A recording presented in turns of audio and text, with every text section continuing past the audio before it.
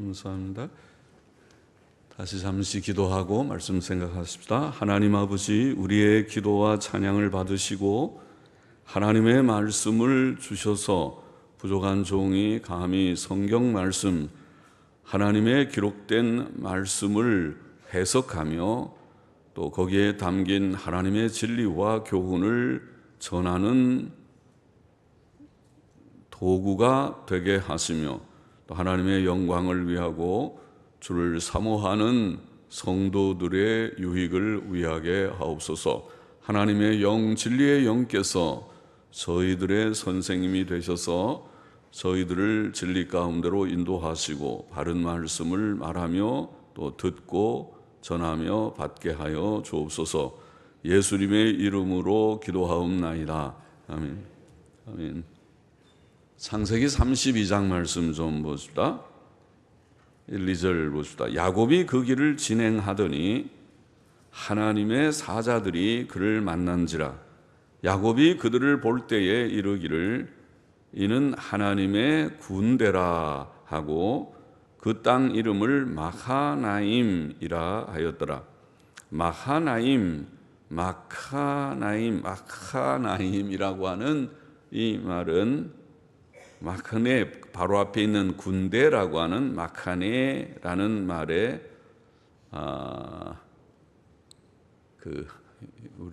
우리 말에는 쌍수라고 합니다. 그것이 두 군대, 두 개가 쌍으로 있을 때에 그냥 복수라는 말은 여러 개가 있는 걸 복수라고 그러고 쌍수는 두 개가 쌍으로 있을 때 쌍수라는데 히브리 말에는 쌍수라는 개념이 있습니다. 그래서 군대가 둘이 있다는 말이죠. 하나님의 지금 보니까 하나님의 천사들, 사자들은 천사들이 아닙니까? 천사들을 만났는데 우리는 천사를 못 봤죠. 그러나 성경에는 간혹 천사들도 자주 나타나지 않고 간혹 특별한 경우에 나타나는데 그래서 천사들을 보았는데 그들을 하나님의 군대, 수가 많겠죠. 몇 명이 아니라 이 정도 가지고도 군대가 아니죠. 우리 교인들 모인 이상으로 많이 있을 때 군대라고 하겠죠. 그래서 군대와 같은 무리들, 이제 그것을 몇십 명 아마 되는 혹은 몇백 명 될지 몇십 명 정도는 최소한 될 것 같은데 지금 이게 쌍수로 마하나임 두 군대라 그런 말인데 그런 두 군대가 뭐냐? 사자들은 한 군대고 야곱의 가족들이 또 한 군대고 아마 그렇지 않겠는가? 야곱의 가족 그것도 군대같이 한 무리들이고 또 천사들을 만났으니까 그래서 이게 지금 두 군대로구나. 그래서 그 땅을 마하나임이라고 하였다.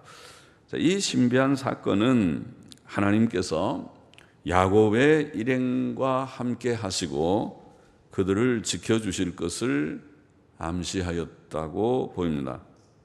그렇죠? 하나님이 천사들을 보내서 야곱과 지금 동행하듯이 또 혹은 야곱을 지켜주겠다 그런 암시를 주신 사건이라고 보입니다. 3절부터 또 몇 절 보십시다. 야곱이 세일 땅 에돔 들에 있는 형 에서에게로, 자 이제 가나안 땅으로 들어와서 세일이라고 하는 곳은 오늘날 보면 그 사해라고 하는 바다를 아시죠? 염해 혹은 사해라고 하는 바다의 남쪽이 산악 지역입니다. 세일산이라고 하는 높은 산지로 알고 있습니다. 저는 성지를 가보지 않았지만은 우리가 성경 지리를 보면 그렇게 되어 있습니다. 그래서 그게 세일산, 그것이 에돔 자손들의 주거지입니다. 그래서 세일 땅 에돔 들에 있는 형 에서에게로, 물론 산도 있고 옆에 들도 있었겠죠. 형 에서에게로 사자들을 자기보다 앞서 보내며 그들에게 부탁하여 가로되 너희는 이같이 내 주 에서에게 고하라. 주의 종 야곱이, 주의 종, 당신의 종, 우리가 좀 윗사람을 당신이라고 잘 안 하니까 돌려서 주의 종 그렇게 표현을 하지만은 말뜻은 당신의 종이라는 말입니다. 당신의 종 야곱이 말하기를 내가 라반에게 붙여서 지금까지 있었사오며 내게 소와 나귀와 양떼와 노비가 있사오므로 사람을 보내어 내 주께 고하고 내 주께 은혜 받기를 원하나이다 하더라 하라 하였더니, 자, 야곱은 형을, 쌍둥이 형이지 않습니까? 조금 한 몇 초 차이로 먼저 자기가 난 것뿐일 테인데 몇 분은 되는지, 쌍둥이인데 하나는 에서고 자기는 야곱인데, 그런데 자기 형을 가리켜서 내 주 에서에게 고하라, 내 주께 은혜 받기를 원하나이다. 내 주, 나의 주님이라고, 형을 주님이라고 말합니다. 어떤 형제들은 동생이 언니한테 언니라고 부르지도 않는 그런 형제도 있고, 형이라고도 안 부르는 그런 동생도 있고 하다는데, 이게 내 주, 또 자신을 가리켜서 주의 종 야곱, 당신의 종 야곱이라고 표현했으니까, 이 말은 야곱이 물론 형한테 좀 잘못을 했기 때문에 이제 좀 그런 거 미안한 것도 있고, 또 형이 400명 끌고 온다니까 지금 겁이 나는 것도 좀 있고 하겠지만은, 그러나 야곱은 일단은 좀 그래도 겸손해졌어요. 암만 그렇다 하더라도 형이 뭐 나랑 쌍둥이인데 뭐 그냥 친구, 또 뭐 말 놓고, 우리 흔히 하는 말로 야자, 말 놓고 하는 관계지, 야, 뭐 자, 이렇게 자, 그렇게 하는 관계지, 뭐 주님이고 종이고 주종이 아닌데, 이렇게 생각할 수 있겠지만은 여튼 겸손해진 마음가짐을 보입니다. 6절 계속 보십시다. 사자들이 야곱에게 돌아와 가로되 우리가 주인의 형 에서에게 이른즉, 와서 이제 다 그렇게 얘기를 하니까, 그가 400인을 거느리고, 동생 야곱이 왔나, 400인을 거느리고 주인을 만나려고 오더이다. 야곱이 심히 두렵고 답답하여 자기와 함께한 종자와, 물론 종자라고 번역했는데 딸린 사람들이라는 말이겠죠.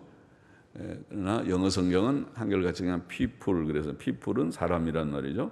같이 있는 사람들, 자기와 함께한 사람들, 그 사람들 속에는 가족들도 들어있고 종들도 물론 있고 하겠죠. 그래서 같이 있는 사람들이라고 다 옛날 성경이나 근래 성경이나 번역했습니다. 자기와 함께한 사람들과 양과 소와 약대를 두 떼로 나누고 가로되 에서가 와서 한 떼를 치면 남은 한 떼는 피하리라 하고, 400명을 이끌고 형이 온다고 그러니까 그냥 기뻐서 오면은 400명까지 이끌 필요가 없잖아요. 몇 명만, 그래서 한 두세 명 호위병 데리고 오든지 혼자 오든지, 기쁘면은, 아이 동생이 오냐? 그러면 이거 죽었는 줄 알았더니 동생이 이렇게 오는구나, 기쁘다 그러고 쫓아올 텐데, 400명을 끌고 오는 건 좀 수상하잖아요. 오면은 이 녀석, 내가 배루고 배뤘는데 이제 잘 걸렸다. 너는 오늘 이제 죽는다. 그리고 400명 끌고 와서 치려고 오는 것 같이 느껴지죠. 그러니까 야곱이 그 얘기를 듣고는 얼마나 심히 두렵고 답답했어요. 심히 두렵고 답답했다. 왜요? 하나님께서 지금 가라고 그래가지고 지금 오는 거 아니에요. 자기도 뭐 고향을 그리워해서 가고 싶긴 하지만은 하나님께서 가라고 그러고 지난번에 생각한 대로 환경 여건이 좀 막 몰아대고, 그래서 지금 하나님의 뜻, 하나님의 음성 명령을, 계시의 명령을 받고 그래 가고 있는 길인데, 지금 형이 와서 나를 죽이려고 하면 이게 어떻게 된 건가? 예, 그러죠. 그러니까 답답한 거죠. 이게 하나님의 명령대로 가면 형통해야 되는데, 모든 게 편안하고 잘 일이 풀리고 해야지. 지금 나를 죽이려고 400명이 온다고 그러니까 이게 어떻게 된 건가? 이게 앞뒤가 잘 안 맞는다는 말이죠. 그러니까 마음이 답답하고 두려웠습니다. 그래서 우선 자기와 함께한 사람들과 짐승들을 두 떼로 나누었습니다. 에서가 와서 한 떼를 치면 남은 한 떼라도 좀 피해야겠다, 그런 생각을 했어요. 그래서 둘로 나누어 가지고 도망갈 궁리를 하는 거죠. 지금 다 전체가 도망가기는 좀 힘들고 두 떼는 나누어 가지고 한 떼를 치면 한 떼는 좀 도망가고 어떻게 하든지 좀 살아남아야겠다. 처자들을 또 모든 재산들을 그렇게 좀 생각을 했다는 것이죠. 9절을 보십시다. 야곱이 또 가로되 나의 조부 아브라함의 하나님 나의 아버지 이삭의 하나님 여호와여 주께서 전에 내게 명하시기를 내 고향 내 족속에게로 돌아가라 내가 내게 은혜를 베풀리라 하셨나이다. 자, 야곱은 그의 조부와 그의 아버지의 하나님 또 그에게 고향으로 돌아가라고 명하신 그 하나님께 기도를 하였습니다. 답답하고 두려울 때 기도했습니다. 그는 그의 조부 때로부터 주신 하나님의 언약의 복과 자기에게 주신 하나님의 약속을 붙들면서 하나님께 기도했습니다. 10절 보십시다. 나는 주께서 주의 종에게 베푸신 모든 은총과 보통은 인자, 자비라고 번역하는 모든 인자와 모든 진리를 조금이라도 감당할 수 없사오나 내가 내 지팡이만 가지고 이 요단을 건넜더니 지금은 두 때나 이루었나이다. 야곱은 과거에 자신의 그 욕심을 좀 품고 거짓말한 아버지한테 몇 번이나 거짓말해서 이제 한 사건이지만은 여러 차례 거짓말했다고 그랬죠. 네가 형 에서냐? 그래 그렇다고 그러고 손 내보라 그러니까 가짜 손에서 이렇게 양의 털 붙인 손 보여주고 다시 또 물으니까 그렇다고 그러고 하나님이 빨리 나를 이렇게 사냥해서 잡아오게 하셨다고 그러고 이 거짓말 자꾸 여러 번 했거든요. 그리고 자기가 여튼 축복은 아버지를 통해 주시는 복은 받고 싶은 욕심은 있고 그러나 방법이 틀렸고 했죠. 그래서 피신하면서 지팡이 하나 들고 쓸쓸하게 하란을 향해서 갔던 것이라고 보입니다. 이게 지금 말을 보면 내가 지팡이 하나 내 지팡이만 가지고 이 요단을 그러니까 그 쓸쓸한 피난 도피자의 신세가 되었을 때에 그가 하나님 앞에 기도했거든요. 하나님, 내가 지금 하란으로 가는데 하나님이 나를 지켜주시고 먹을 것도 주시고 입을 것도 주시고 그리고 잘 내가 고향으로 돌아오게 하시면 내가 이제 이 베델이라고 하는 이곳에 내가 성전을 짓고 하나님을 내가 섬기고 또 소득의 11조를 드리고 하나님을 평생 내가 하나님으로 섬기겠다고 소원하고 결심했지 않습니까? 그런데 돌이켜보면 그가 그렇게 쓸쓸하게 가면서 기도했던 그 기도가 이루어졌잖아요. 지금 가서 20년의 혹독한 고난의 세월이긴 하지만은 돌아올 때 지금 아내도 있고 자녀도 있고 재산도 있고 지금 이렇게 잘 이게 고향으로 돌아오니 정말 어떻게 보면은 그렇게 실패는 아니잖아요. 성공적인 돌아옴이 되니까 하나님의 은혜죠. 모든 게 하나님이 나를 버리지 않고 가서 죽지도 않고 이렇게 다 가족을 이루고 재산을 이루어서 오게 하시니 감사한 것밖에 없죠. 그래서 하나님께 감사를 우리가 한 거죠. 그러면서 이제 하나님 앞에 기도를 하는 것은 두 때나 이루었나이다. 하나님의 그 크신 은혜에 대해서 우리가 감사하면서 기도하기를 11절에 내가 주께 간구하오니 내 형의 손에서 에서의 손에서 나를 건져내시옵소서. 내가 그를 두려워하오면 그가 와서 나와 내 처자들을 칠까 겁냄이니이다. 내 처자들. 본문에 보니까 그냥 엄마와 자녀들 그랬는데 그 엄마들이 지금 4명이나 있고 거기에 딸린 자녀들이 많잖아요. 그래서 엄마와 자녀들을 와서 치고 나를 죽이고 또 모든 내 사랑하는 자녀들 엄마와 자녀들을 다 같이 죽이면은 어떻게 하나 지금 제가 두렵습니다. 그렇게 말하고 주께서 말씀하시기를 내가 정녕 네게 은혜를 베풀어 내 시로 바다에 셀 수 없는 모래와 같이 많게 하리라 하셨나이다. 많은 씨를, 번창하는 씨를 주시겠다고 했는데 하나님께서 과연 하란에서 제가 20년 지나면서 처음 7년 빼고 그 다음에 13년의 세월 동안에 자녀들이 지금 11명의 자녀들, 또 오는 그 중간에 한 명까지 해서 12명의 자녀를 낳지 않았습니까? 이렇게 자녀들을 많이 낳아서 이제 하나님이 참 복을 주셨다 생각하는데, 에서가 와서 다 죽여버리면은 저는 하나님께서 약속하신 대로 안 되고 어떻게 되는 것입니까? 하고 두려워서 하나님께 묻고 있는 거죠. 어려울 때에 우리가 할 일은 기도입니다. 이게 야곱처럼, 야곱은 하나님 앞에 하나님의 약속을 붙들고 하나님 앞에 기도했습니다. 어려울 때 기도한, 우리가 잘 아는 시편 50편 15절에 환난 날에 나를 부르라. 어려운 문제가 있을 때 하나님을 부르라, 기도하라는 것이죠. 환난 날에 나를 부르라, 하나님을 체험하라는 거죠. 우리가 믿음이 적으니까 하나님을 평소에 굳게 믿고 살면 좋은데, 그런 믿음이 적어서 간혹 환난을 하나님이 주시는데 그 환난 날에 부르짖어 기도하고 하나님을 만나면 체험하는 거잖아요. 그래서 하나님이 나를 도우셨어요. 하나님이 어려운 문제를 해결해 주셨어요. 나는 이제 하나님 사랑하고 더 잘 믿을 거예요. 이제는 하나님 중심으로 더 살겠습니다. 이런 결심이 생기도록 하나님께서는 우리를 훈련시키시는 것과 같아요. 그래서 환난을 좀 주시는데, 환난 날에 나를 부르라, 내가 너를 건지리니 네가 나를 영화롭게 하리로다. 약속과 같죠. 과연 지금 야곱은 어려울 때 내가 주께 간구하오니 하고 하나님 앞에 기도를 하고 있습니다. 기도는 성도가 세상에서 직면한 어려운 문제들의 최선의 해결책입니다. 기도보다 더 나은 해결책이 없습니다.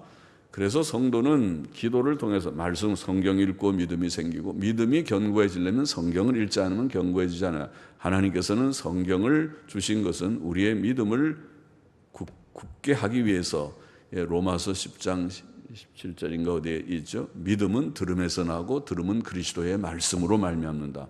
믿음은 성경 읽지 않으면 생기질 않아요. 성경을 통해서 확고하게 그렇구나, 확실한 증거의 말씀에 의거해서 우리의 믿음이 든든히 건립되는 것입니다. 성경 읽어야 믿음이 생기고 또 기도함으로 하나님을 체험하게 되는 것입니다. 말씀과 기도로 살아야 됩니다. 13절 보십시다. 야곱이 거기서 격려하고 밤을 새우고 그 소유 중에서 형 에서를 위하여, 이제 기도하니까 아마 좀 그런 생각, 아이디어가, 그런 생각이 좀 났는지, 형 에서를 위하여 예물을 택하니 암염소가 200이요. 선물을 많이 준비했네요. 암염소를 200마리, 또 순염소를 20마리, 또 암양이 200마리, 순양이 20마리. 참, 아주 자기 재산 중에서 많은 것을 선물로 구별했습니다. 전나는 약대가 30마리와 또 새끼도 있고, 암소가 40마리, 황소가 10마리, 암나귀가 20마리, 그 다음에 그 새끼 낙이라고 하는 이 단어는 순나귀라고 하는 순나귀. 그래서 순나귀가 10마리. 합치면은 꽤 돈이 나가겠습니다. 많은 선물을. 자기가 형한테 정말 미안하고 죄송하고 내가 그렇게 욕심을 가지고 속이고 형의 복을 내가 가로챘는데, 나는 정당성이 있다고 또 말하려면 말할 수 있죠. 형이 자기를 장자권을 나한테 팔았으니까, 바쳐간 건 내가 줄 때 팔았으니까 정당할 수도 있지만은 좀 미안하고 하니까 이제 형의 마음을 푸는 양으로 이렇게 선물을 많이 구별해서, 이 전부 지금 말한 그것을 9대입니다. 한 대, 두 대, 여러 무리들을 9대의 선물을 지금 구별해서 그렇게 이제 먼저 보내게 되는데, 16절 계속 봅시다. 그것을 각각 때로 나누어 종들의 손에 맡기고 그 종들에게 이르되 나보다 앞서 건너가서 각 때로 산 거가 뜨게 하라 하고, 그가 또 앞선 자에게 부탁하여 가로되 내 형 에서가 너를 만나 묻기를 네가 네 사람이며 어디로 가느냐 내 앞에 것은 네 것이냐 하거든 대답하기를 주의 종 야곱의 것이요 자기 주 에서에게로 보내는 예물이오며 야곱도 우리 뒤에 있나이다 하라 하고 그 둘째와 셋째와 각 떼를 따라가는 자에게, 그러니까 9떼니까 9명의 종들에게 다 똑같은 말을 했습니다. 부탁하여 가로되 너희도 에서를 만나거든 곧 이같이 그에게 고하고 또 너희는 말하기를 주의 종 야곱이 우리 뒤에 있다 하라 하니 이는 자 이렇게 9대를 계속 반복해서 하게 한 것은 이는 야곱의 생각에 내가 내 앞에 보내는 예물로 형의 감정을 푼 후에 대면하면 형이 혹시 나를 받으리라 함이었더라. 야곱이 그래도 좀 꾀가 있는 사람, 머리가 잘 돌아가는 꾀가 좀 있어서 본인이 기도 중에 생각하기를 내가 그래도 선물이 사람의 마음을 유하게 한다고 하는데 이렇게 9개 많은 선물을 계속 보내서 형이 이거 자꾸 반복해서 하다 보니까 나중에 마음이 좀 상한 마음이 조금씩 누그러지게 하면 좋겠다 그런 생각을 한 것이죠. 그렇게 해서 선물을 구별해서 먼저 보냅니다. 그런데도 야곱의 마음에 두려움이 가셔지지를 않은 것 같습니다. 22절에 보면 밤에 일어나 두 아내와 두 여종과 11아들을 인도하여 아직 11아들입니까? 그 베냐민이 아직 나기 전이었던가요? 네, 그런 것 같아요. 11아들, 아까 12아들이라고 적었습니까? 11아들을 인도하여 야복 나루를 건널세. 야복 나루라고 하는 우리말에 나루라는 말이 우리가 물로 이렇게 건너갈 수 있는 것을 가리키는 단어인지는 모르겠는데 영어의 ford라고 하는 F-O-R-D, ford라고 하는 말은 사전에 보면은 걸어서 건너갈 수 있는 곳 그렇게 되어 있습니다. 그래서 어떤 사전에는 여울이라고 했는데 여울은 또 급하게 막 물이 지나가는 것을 여울이라고 한다니까 여울 같지는 않고 개울쯤 됩니다. 우리가 옛날에 보면 개천에 개울이라고 하죠. 물이 좀 있어도 그냥 우리가 건너갈 수 있는, 건너 다닐 수 있는 그런 강이 얕은 강이죠. 말하자면 개울 수준의 그런 강들. 야복강은 강이긴 하지만은 거기에 이런 개울 수준 이렇게 물을 건너갈 수 있는 곳이 있었던 모양이고, 그래서 야복 그것은 나루라고 우리는 번역을 했습니다. 야복 나루, 야복 개울 그러면 어떻겠는지 야복 개울을 건널세.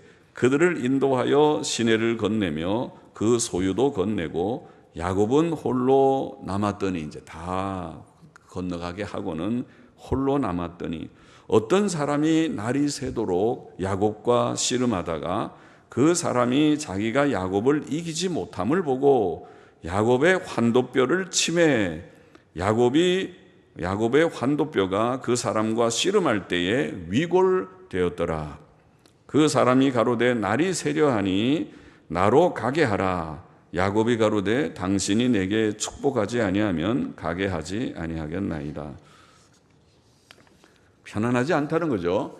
그 선물을 다 9대나 보냈지만은 마음에는 평안이 없어서 하나님 앞에 홀로 서서 하나님께 이제 씨름하는 그때에 하나님의 천사가 여기 한 사람이 씨름했다고 그러는데 천사라고 보입니다. 나중에 천사라고 성경이 말하고 있습니다. 호세아서에 보면은 그래서 이 한 사람과 씨름을 했다고 표현했습니다. 신비한 얘기죠.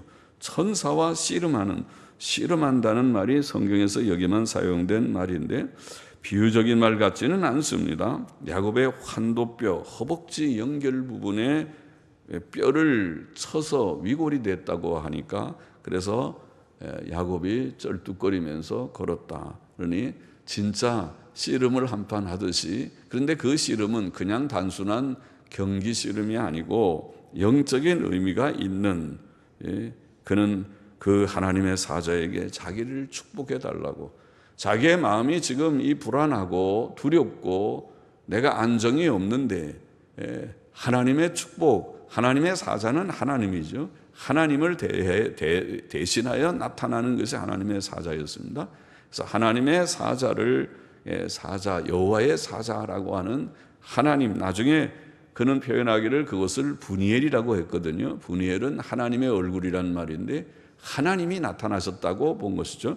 하나님의 사자, 곧 하나님의 대리자, 하나님이 보낸, 하나님을 대신해서 와 있는 그와 씨름을 했다고 표현했습니다. 신비한 얘기죠. 그래서 그는 그 사자에게 축복을 간청한 것이죠. 그런데 이 사자는 보통 힘이 세잖아요. 하나님의 사자가 야곱을 이길 수 있는데 얼마나 끈질기게 달려붙었는지 이기지를 못했다고 그래서요. 우리가 그 어른하고 애들하고 씨름하면은 어른이 이기는 건 당연한데 이 애들이 우리가 흔히 말하는 악바리 같다고 그러나요? 얼마나 악착같이 그냥 달려붙어가지고 다리 잡고 물리치려고 해도 물리쳐지지가 않게 그냥 자꾸 늘어지면 나중에 내가 졌다 그래요. 어른도 내가 졌다 그러는데 실제로는 어른이 애들 한 대 세게 치거나 그냥 하면은 이길 수는 있지만 그렇게는 못하고 씨름을 하는데 지듯이 하나님의 사자가 이 야곱하고 씨름해서 결국은 자기가 이길 수가 없었다. 오늘 본문에 보면 그렇게 말하거든요. 그래서 환도뼈를 쳐서 환도뼈가 위골되게 하였다. 그러면서 그 날이 새려 하니까 하나님의 사자가 가기를 원했지만 야곱은 당신이 내게 축복하지 아니하면 가게 하지 아니하겠나이다. 이거는 단순한 그냥 씨름이 아니죠. 하나님께 축복을 받기 위한 씨름이었습니다. 우리는 천사가 직접 나타나지 않아도 기도하면서 이런 씨름을 할 수도 있습니다. 하나님 앞에 몸부림하면서 기도해서 마음에 시원한 응답을 주시기 전까지 내가 하나님을 그냥 놓아보낼 수 없듯이 마치 하나님과 씨름하듯이 붙들고 하나님께 부르짖어 기도하는 것도 할 수 있는데 여기에 야곱은 이런 신비한 체험, 하나님의 사자와 씨름하는 체험, 그러나 그것은 축복을 받기 위해서 끈질기게 부르짖는 기도의 그런 마음을 담은 체험이었습니다. 그래서 27절에 보면 그 사람이 그에게 이르되 이제 마침내 항복을 하듯이 하나님의 사자가 내 이름이 무엇이냐?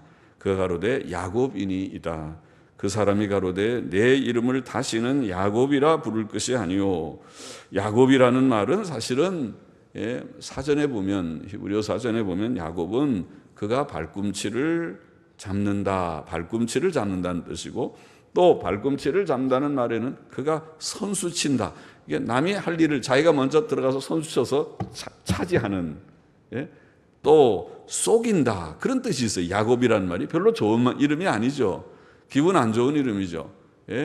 선수 치고 남 속이고 그러는 것은 안 좋은 거죠. 근데 과연 야곱이 지금 형보다 선수 쳤잖아요. 형의 장자권을 자기가 뺐었고 형이 받을 복을 자기가 가로챘으니까 이름대로 돼서 야곱인데, 그런데 이 하나님의 사자는 이제 너는 야곱이라고 하지 말고 이스라엘이라고 하라. 거기에서 이스라엘이라는 이름이 나온 것입니다.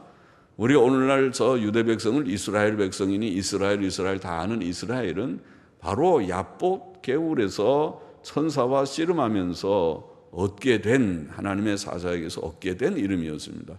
그럼 이스라엘은 무엇이냐? 이게 해석하기를 야곱이라 부를 것이 아니요 이스라엘이라 부를 것이라. 이는 네가 하나님과 사람으로 더불어 겨루어 이기었음이라. 겨루어 이겼다, 그런 뜻이라고 보이죠. 이스라엘이라 라고 그렇게 부르라고 했어요. 이스라엘이라는 말은 사라라는 말의 미할료 형태라고 보입니다. 그래서 그가 하나님과 겨루었다. 이스라엘, 엘은 하나님이고 이스라라는 말은 사라라는 말의 미할료형이 이스라, 그렇게 아마 형태일 것입니다. 이스라엘은 그가 하나님과 겨루었다, 아마 이런 겨룬다 하는 그런 뜻이라고 보입니다. 여기에 천사는 말하기를 내가 하나님과 사람으로 더불어 겨루어 이겼습니다. 하나님과 겨루어서 이기다니요.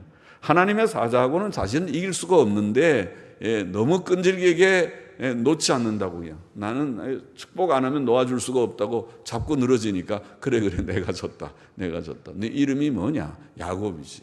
그건 앞으로는 야곱이라고 하지 말고 이스라엘이라고 하거라. 그렇게 했다는 것입니다. 호세아서 12장 3절 4절에 보면 야곱은 태에서 그 형의 발 뒤꿈치를 잡았고, 야곱이죠 과연. 또 작년에 하나님과 힘을 겨루되 천사와 힘을 겨루어 이기고 울며 그에게 간구하였다. 이렇게 증거하고 있으니까 이 사건을 그렇게 우리가 설명할 수 있습니다. 그래서 야곱은 하나님의 복을 참으로 사모해서 에서하고도 사실 사람하고도 이겼습니다. 에서하고 씨름해서 이기고 라반하고도 가서 씨름해서 이긴 셈입니다. 라반하고도 이겼고 이제 하나님의 사자 천사하고도 씨름해서 이겼으니까 이스라엘이라 하나님과 사람과 겨루어서 하나님에게도 이기고 사람에게도 이긴 그런 이제 이스라엘이라고 그렇게 명칭을 바꿔 주었습니다. 29절 마저 보십시다. 야곱이 청하여 가로되 당신의 이름을 고하소서. 그 사람이 가로되 어찌 내 이름을 묻느냐 하고 거기서 야곱에게 축복한지라. 그 사람은 자기 이름은 밝히지 않았다 그랬습니다. 그러므로 야곱이 그곳 이름을 브니엘이라 하였으니 그가 이르기를 내가 하나님과 대면하여 보았으나, 브니엘은 하나님의 얼굴, 분이라는 말이 얼굴이라는 말이고 엘은 하나님이라는 말입니다. 브니엘, 하나님의 얼굴이라는 그런 이름으로 내가 하나님과 대면하여 보았으나 내 생명이 보존되었다 함이더라. 그가 브니엘을 지날 때 해가 돋았고 그 환도뼈로 인하여 절었더라. 그 사람이 야곱의 환도뼈 큰 힘줄을 친 고로 이스라엘 사람들이 지금까지 환도뼈 큰 힘줄을 먹지 아니하더라. 자, 32장의 교훈은 몇 가지 우리가 정리해 볼 수 있죠. 첫째로 야곱은 하나님의 명령과 보장하심 속에서 하란을 떠나 고향으로 오고 있음에도 불구하고 형 에서가 400명을 이끌고 그를 만나러 온다는 두려운 일을 당했다고 본문이 말하고 있습니다. 자, 이것이 성도들의 삶의 여정입니다.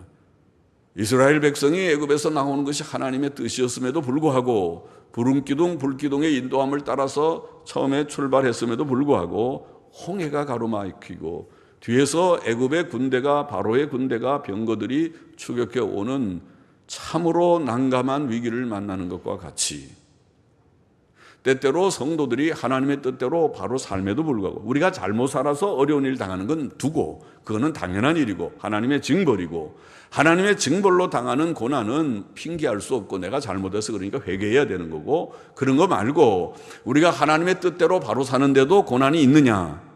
지금 야곱의 경우는 그가 하나님이 가라고 해서 가는데 고난을 받은 거 아닙니까? 그렇죠? 이스라엘 백성이 출애굽하라고 하나님께서 명령했는데 홍해가 가로놓인 것이 아닙니까? 제자들이 주님과 함께 주님이 배 타기 때문에 같이 따라서 타고 갈릴리를 건너는데 그때 큰 풍랑이 일어나서 주님은 배에서 주무시고 그들은 죽을 지경이 돼서 깨우면서 주님 우리가 죽게 됐는데 왜 이렇게 주무시기만 합니까? 한 거 아닙니까?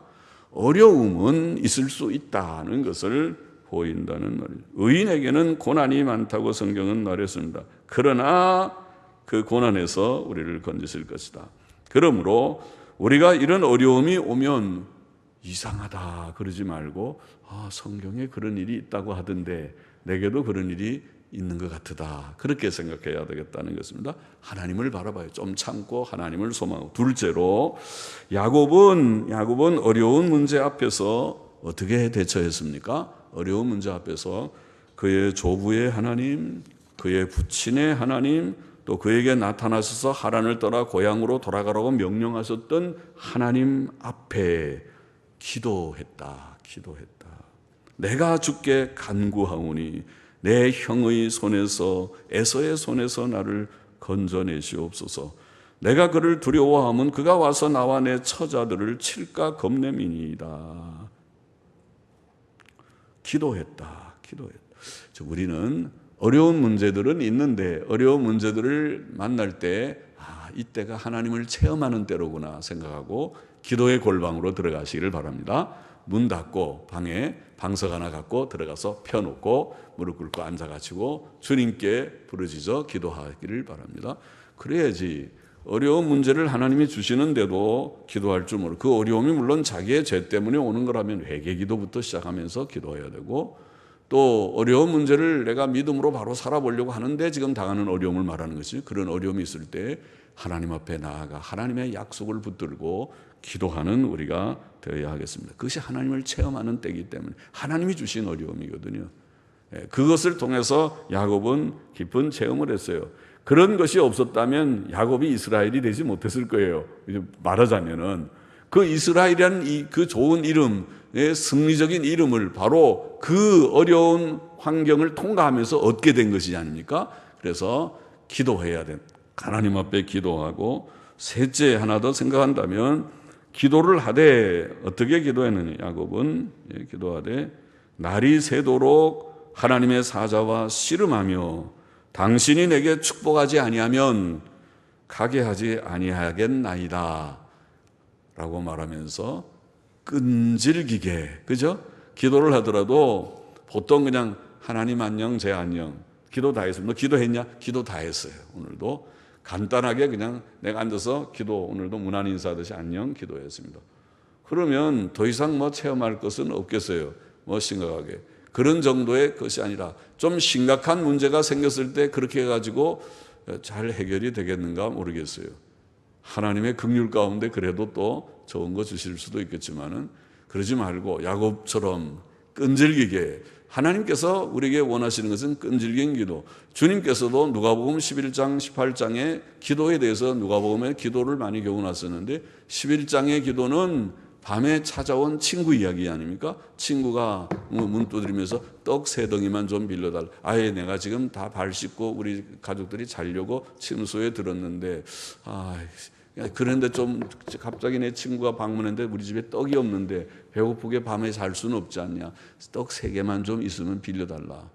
그러니까 친구를 생각해서는 안 되는데 하도 문 두드리고 안 가고 빌려달라.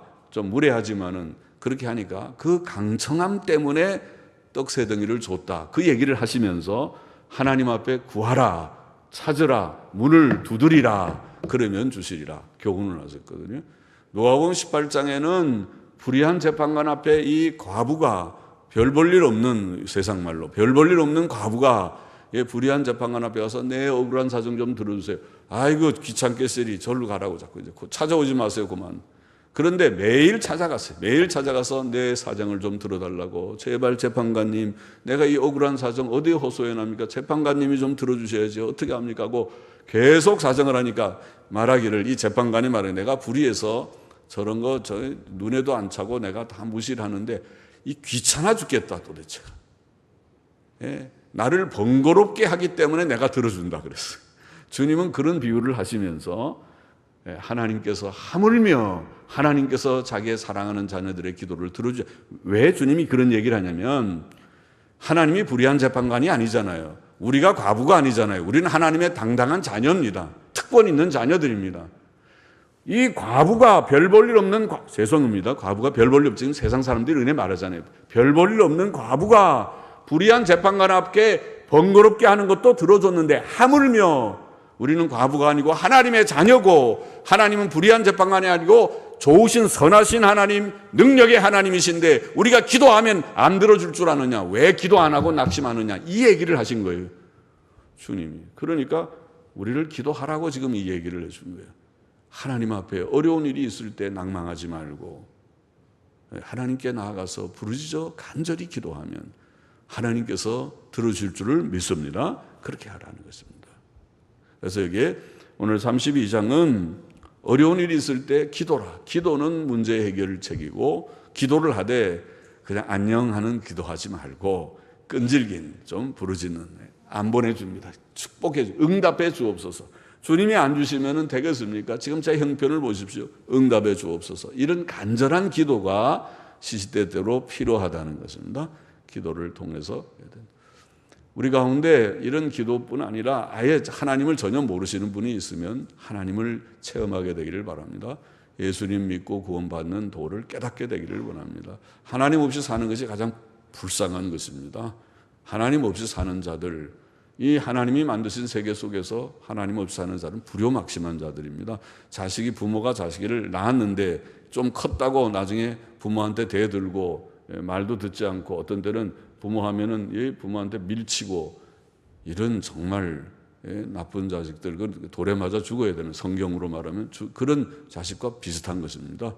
하나님이 창조하신 세계 속에서 공짜로 햇빛을 받고 공짜로 물을 땅에서 마시면서 사는 이런 인생이, 하나님의 은혜로 살면서 하나님 섬길 줄 모르면서 큰 소리치는 그런 자가 되지 말고 하나님께로 돌아와 하나님을 섬기는 자가 다 되시기를 바라고, 모르는 사람들은, 이미 우리가 하나님 믿는 사람들은 오늘 여기의 말씀과 같이 어려운 일이 있을 수 있고 있을 때 기도하되 끈질긴 기도를 우리가 할 수 있는 기도의 사람들이 돼서 믿음도 자라고 인격도 성숙해지는 우리 모두가 다 되기를 소망합니다. 기도하십시다. 하나님 아버지, 하나님의 은혜를 구합니다. 우리는 믿음이 적어서 말씀을 많이 읽지만은 그저 듣고 흘러버리고 그것이 우리의 인격이 되지 못하고 삶이 되지 못한 때가 많습니다. 은혜를 주셔서 하나님을 체험하고 하나님을 인정하고 하나님을 섬기고 하나님 어려운 문제를 기도함으로써 하나님을 더욱 체험하고 또 복을 얻고 믿음이 자라고 인격이 온전해지는 저와 우리 모두가 다 되게 하여 주옵소서. 예수님의 이름으로 기도하옵나이다. 아멘.